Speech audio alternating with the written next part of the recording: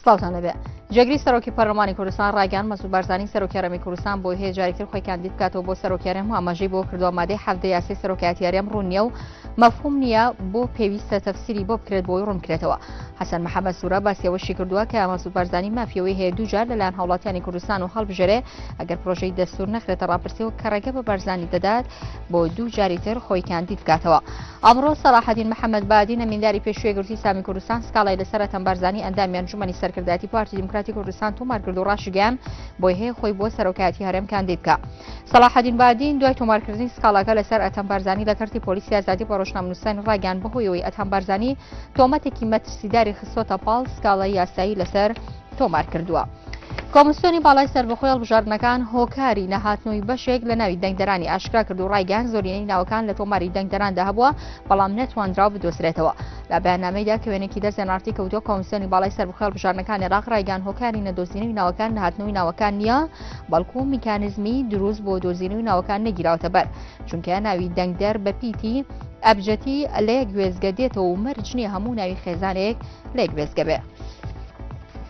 پەرلەمانتارێکی پارتی ئاشتیی دیموکرات بەشدار لە دانوستانەکانی نێوان تورکیا و پەکەکە ڕایگەیاند گەریلاکانی پارتی کرێکارانی کوردستان پەکەکە لە ماوەی 8 بۆ 10 ڕۆژی داهاتوودا بە کردەی دەست دەکەن بە کشانەوە لە خاکی تورکیا و ئەندامێکی کۆنسەی بەڕێوەبەری کۆمەڵجباکین کوردستان کەچەکە دەڵێ کشانەوەی گەریلا مانایی وەسهێنان نییە لە تێکۆشان. ئەنجومەنی پارێزگای دووهۆک ڕایگەیاند تیمە هونەرەکان بەردەوامن لە کارەکانیان بۆ بنیاننانی پردێکی کاتی کە لە ناوچەی فیشخاپورەوە هەرێمی کوردستان بۆ خۆراوی کوردستان دەبەستێتەوە. ئەمڕۆ لە بەیاننامەیەدا ئەنجومەنی پارێزگای دووەک ئاماژەی بۆ کردووە کە تەمەن ڕەمەزان پارێزگاری دووەک سەردانی پێگەی بنیاننانی پردەکەی کردووە لە ناوچەی فیشخابور لەسەر ڕووباری دیجلە کە بە تەواوبوونی خاکی هەرێمی کوردستان بە خۆراوی کوردستانەوە دەبەسترێتەوە وتیشی بەهای پرۆژەکە 2 ملیۆن دلار دەبێت.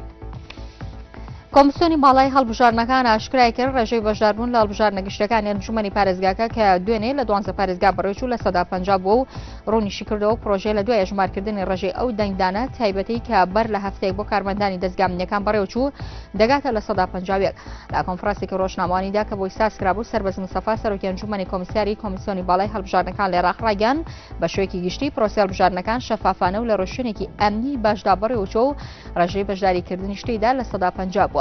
وتیشی لە هەردوو بەشی کەرخۆ ڕەسافە لە بەغدا ڕێژەی بەشداریکردن گەیشتۆتە لە 133.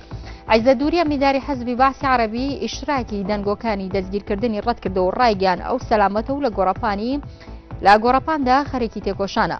ماڵپەڕی ئیلاف وڵاوی کردەوە عیزە دووری لە یەکەم کاردانەوەی دادوای بڵاوبوونەوەی دەنگۆی دەستگیرکردن و تێکچوونی باری تەندروستی لە پەیامێکدا ڕایگەاندووە ئەو سەلامەتە و ئێستا لە لووتکەی تێکۆشاندایە. پەیامەکەی عەزە دووری دوای بڵاوکردنەوەی دەنگۆی دەستگیرکردنی دێ لەلایەن چەند سەرچاوێکی عێراقی و دواتر نووسینگەی سەربازی نووری مالکی سەرۆکوەزیرانی عێراق ئەو دەنگۆیانەی ڕەت کردەوە. دوابەدوای بەشداریکردنی لە کۆنگرەی هاوڕێیانی سووریا کە دوێنێ لە شاری ئەستەمبول لە تورکیا بەڕێوەچوو ئۆپۆزیسیۆنی سووریا لە بەیاننامەیەدا داوای لاپەیمانی باکوور ئەتڵەسی ناسراو بە ناتۆ وڵاتانی خۆراوا کرد گورزی سەربازی بەێزدش بە سەگۆکانی هاویشتنی موشک بۆشێنن کە سوپای دیمەشق ڕۆژانە هاوڵاتیانی مەدەنی پێبردومان دەکات. سەرۆکی مەسەر ڕایگەیاند پەیوەندیە دەرەکیەکانی وڵاتەکەی لەگەڵ سەرجەم وڵاتانی جیهان لەسەر بناغەی هاوسەنگەتی دەبێت و تاکیدیشی کردووە پەیوەندەکانی مەسەر لەگەڵ ئێران لەسەر حسابی وڵاتانی کەنداو نەبێ.